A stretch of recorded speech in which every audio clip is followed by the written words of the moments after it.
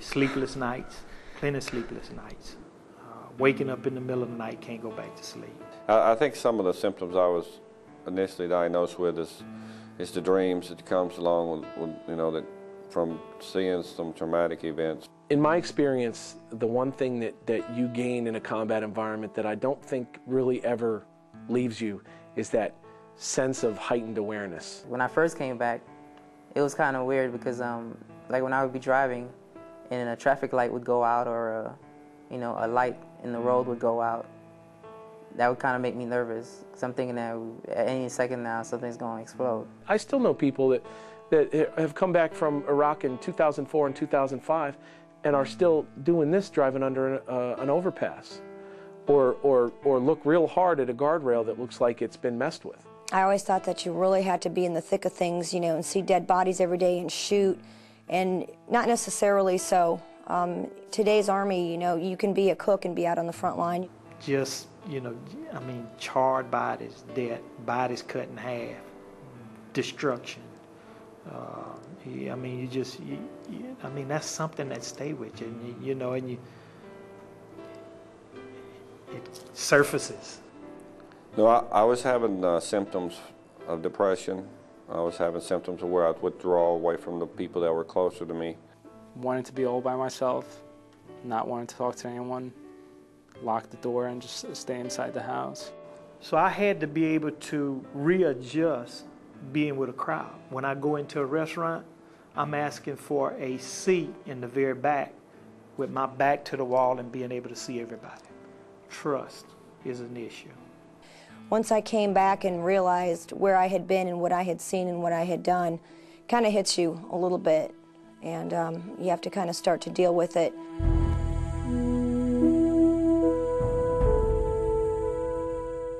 I haven't met anyone who's come back from serving overseas, from serving in a combat theater, who didn't experience some emotional symptoms, some symptoms of stress.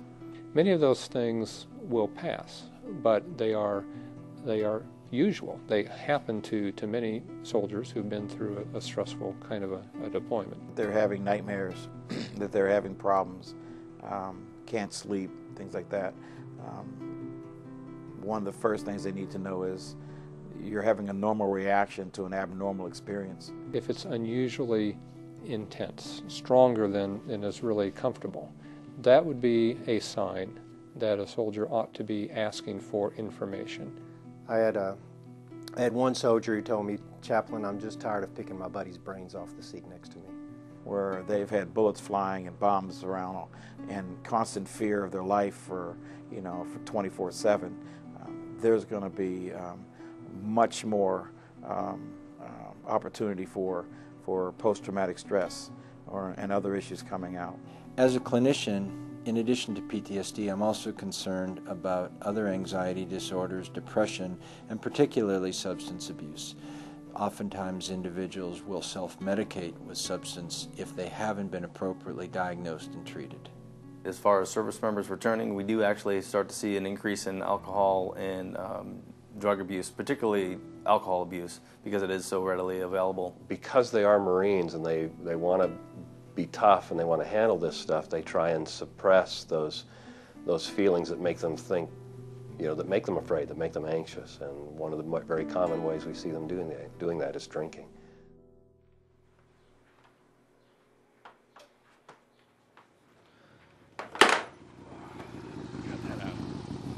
Yeah, I've got a few clients who I think maybe even fabricate illnesses on their dog's parts so that I'll come and visit them. I try not to address that at all. It's embarrassing. My focus is on the animals. And what happens behind me or to the side of me is the business of my clients. I suppose the best way to look at it. Today we're going to see buddy. Hey. Rodriguez's. You want some coffee? No, I'm good. Sons Alex and Andrew. They're young, enthusiastic. Some wild time last night, huh? You don't remember a thing, do you? Not much. I figure this comes under the category of need to know. You need to know. When you showed up to Lucky's last night, you were already hammered. Fitzy had to go out and park your truck, which you left in the middle of the street, with the keys still in the ignition. Good old Fitzy. Yeah. About a dozen beers later, though, you took a swing at good old Fitzy when he wouldn't give you the keys back. I tried to calm you down, and you went for my throat. Look, when I got back, you didn't see me around for a little while, remember? I didn't want people anywhere near me. Around the house, I was always pissed off, jumpy.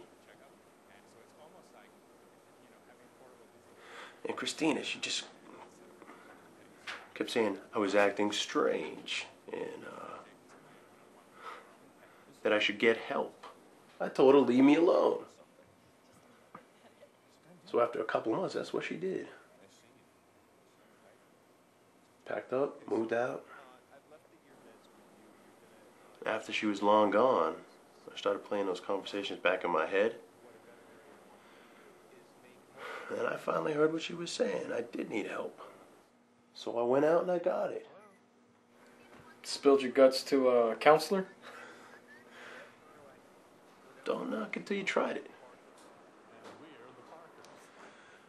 You been drinking anything else besides coffee? I just got out of bed. Well, your truck's still over at Lucky's. Let me get you a ride over there. Think you can stay sober long enough to get back in one piece?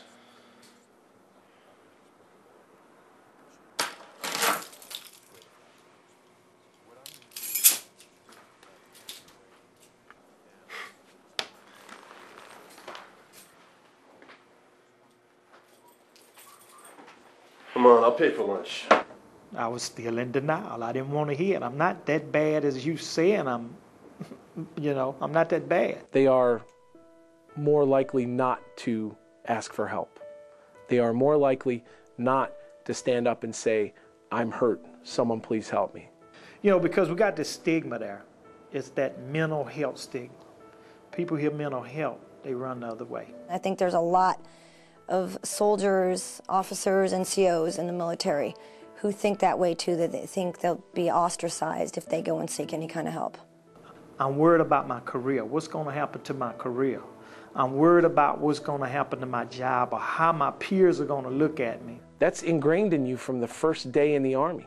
To say I'm hurt or I need to see someone shows that you're weak or that you're admitting weakness, and nobody wants to do that. It's not something you want to advertise about. I'm advertising it because I want to help other soldiers. I would look at it as you're a more responsible service member if you are taking the time to stop, make a self-assessment and say, I've got something wrong, and seeking help to fix that problem. It's better to come forward now, get the help, than go back home, beat your wife, get into a car accident, or do something because you can't handle what you've done or seen. Before you lose your career, before you lose your job, before you lose your security clearance, guess what? You're going to lose your mind. For the Army and the Soldier's Creed, there's a portion called the warrior ethos. I will always place the mission first. I will never accept defeat. I will never quit. I will never leave a fallen comrade. Okay, that last line to me is the most important, because you can be mission driven. You can always place the mission first. But if you see one of your battle buddies, one of the guys to the left, guys or girl to your left or to your right, that's suffering or that you could tell has some type of symptom of post-traumatic stress disorder, you can never leave a fallen comrade. After laying out my problem and just talking to the doctor about what was going on, he finally said, well, you might not want to believe it, you might not want to hear it, but you're depressed and you're having really strong signs of post-traumatic stress disorder. In my case, the treatment was meaningful because it helped me realize that a lot of the things that I experienced and that I felt weren't simply, I wasn't alone. I had to really accept that I had post-traumatic stress disorder. I had to accept it. That's the first thing you have to do. You have to accept it. It's really up to leaders to take a stand and try and change that culture, to try and let people know it's okay to say, please help me. This is a tough world, the military, and you need to be tough. And they come back from a deployment and don't realize, because they haven't talked about it with their buddies, that so many others are experiencing similar problems. We have in our society kind of a reluctance to seek help for emotional or mental reasons, mental conditions. There are biases that we hold culturally, militarily against individuals who have psychological problems, and that's unfortunate. I guess the biggest issue in the Army right now is stigma. Soldiers do not want to access behavioral health, mental health care. They believe it will hurt their career. What would impact your career would be the violations of standards and good order and discipline, and lack of sound judgment, which could arise if you did not seek help. That's what would impact your career. When soldiers take it upon themselves to address problems when they're small, then it won't affect their career. Just as if they broke their leg, they know to go to the doctor. If they're dealing with PTSD, go talk to someone. We can offer individuals with post-traumatic stress disorder a range of therapies we did not have previously. I think it takes a strong person to admit that they're human and that they may need help. That I really feel that it's an extreme show of strength to be able to admit that there's an issue and there's a problem. And if they can admit to that they're already started the healing process. I mean, their training in the military is all about, when they're planning a mission, identifying parts in the mission where you might need assistance and being prepared for it in advance.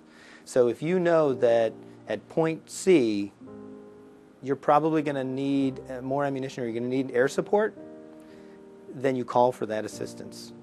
And we praise that in the military. I mean, that's a good sign of, thinking ahead and planning and being prepared for points where you might need help. And I tell them the same sort of thing for this. If you know that you're going through a stressful time and there's going to be some road bumps up ahead, a relationship problem, some nightmares are occurring, plan for it and get the help that you're going to need, that air support lined up. A soldier thinks they're being tough if they can fix it themselves, where actually a soldier's being tough, mentally strong, physically strong, if they know when to seek help, and that's what we encourage. It's not a sign of weakness to seek help, it's a sign of strength to seek help. I think there's a real turnaround taking place in the military in general right now, and people are beginning to realize you're not a good Marine if you don't take care of yourself.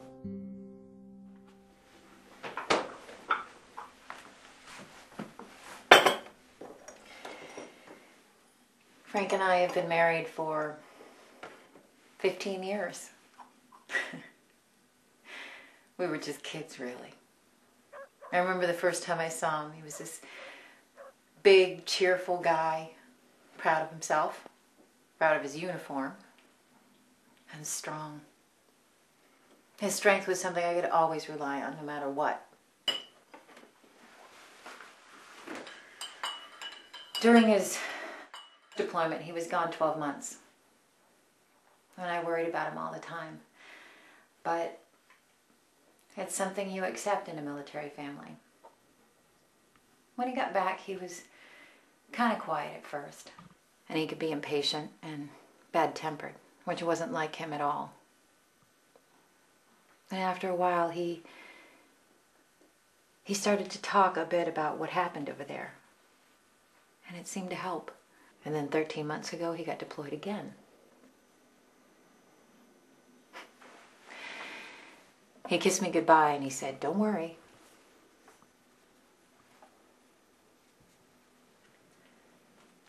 Ever since that day, I've been waiting for the strong, loving man that I married to come walking through that door.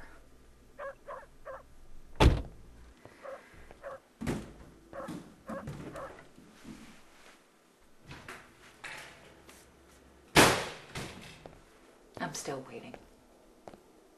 All I know was what my wife would always tell me, is that I was not the same since I've came back.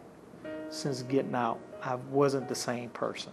He saw too many Iraqis die. That's something that we don't hear a lot about in the news is, service members die, but Iraqis die too. And when you're watching that kind of loss it has to affect you. I don't think you're normal if it doesn't. Your spouse comes back a changed person, as you are a changed person. That's the expectation.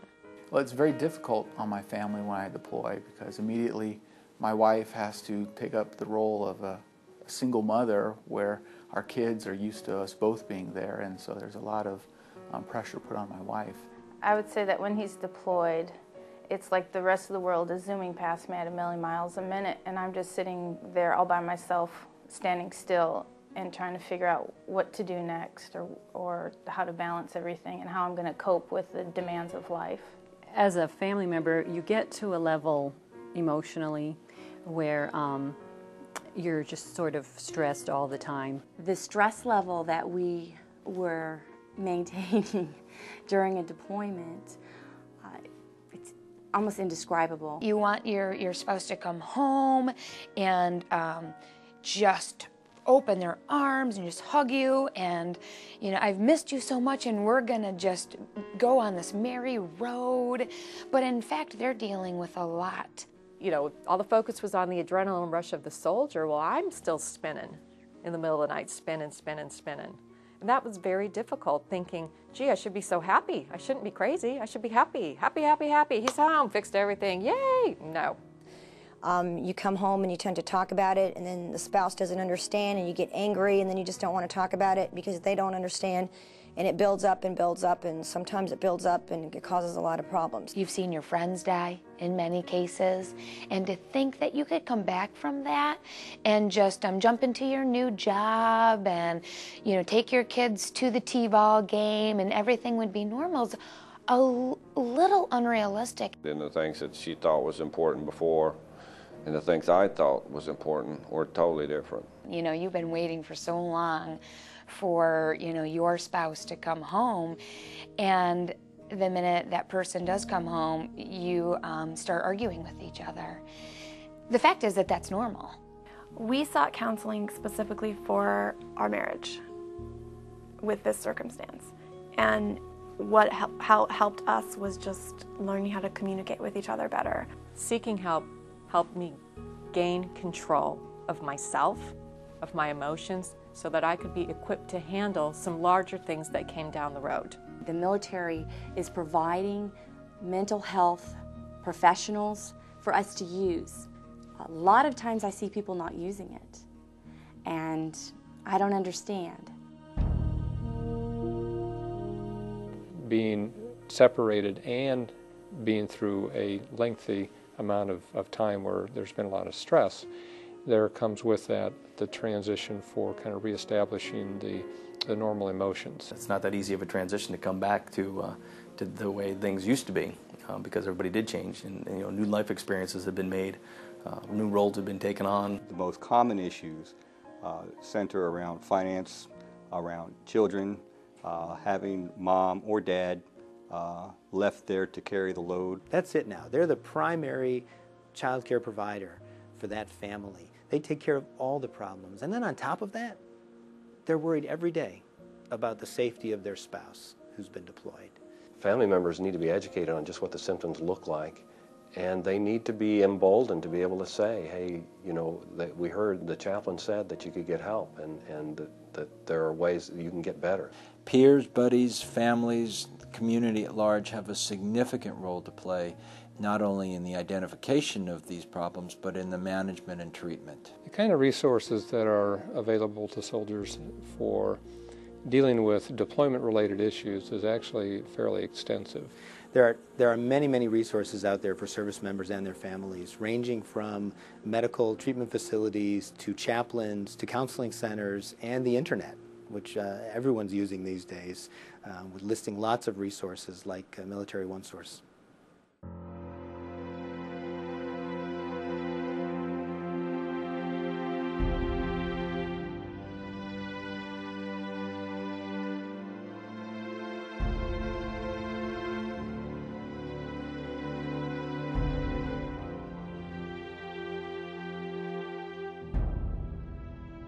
There's got to be tens of thousands of people that are just doing it the Army way, sucking it up and driving on. It's too bad that so many people wait until they're at the brink of despair before they would seek help. it's going to get worse before it gets better. The longer you wait, the worse it's going to get. Seek help. You're not a freak if you do. One of the principles of leadership is to know yourself and seek self-improvement. And if you know there's something going on, you've got to go to the people that know what they're doing to fix that problem. Speak with somebody who's been through it, speak with somebody who's going through it. I don't walk up to somebody and say, hey, my name's Chief. I sought help in the mental health system. It's not natural to do that. But when you see somebody struggling and they give you this, oh, you don't know what I'm going through, then that's when you pull out that ace and you say, yes, I do know what you're going through. I'm okay with telling people that I sought counseling because I think maybe it'll encourage somebody else to. Help myself first. And then you have the energy and the tools to help others. You're a human being, you're a soldier, and you love your country and you fought for it, but we gotta take care of you. Many times I thought I could handle it on my own, and I was wrong. I think it's important to realize that you're not in this alone. Talk to your buddies. Talk to your peers. Talk to your gunny. Find out that you're not the only one experiencing those problems. I would remind them of their responsibility to themselves, to their family, to their unit, to their country, and tell them it's not just about them. From the Commandant on down has made it really clear. This is how you maintain your career, is you keep yourself a good Marine, and you do that by getting the help that you need. It is a sign of strength and not weakness to seek help for yourself. It's your duty to the mission. It's your duty to your battle buddy, to not leave them behind. Especially younger service members, it's definitely a sign of maturity to be able to get that out in the open and share those feelings and try to get them resolved. Your mental health and your relationship and your family's number one, and that you aren't going to be afraid or embarrassed to take whatever it takes to put them first. We had websites and handouts and briefings. It was there. It was just the step to take it.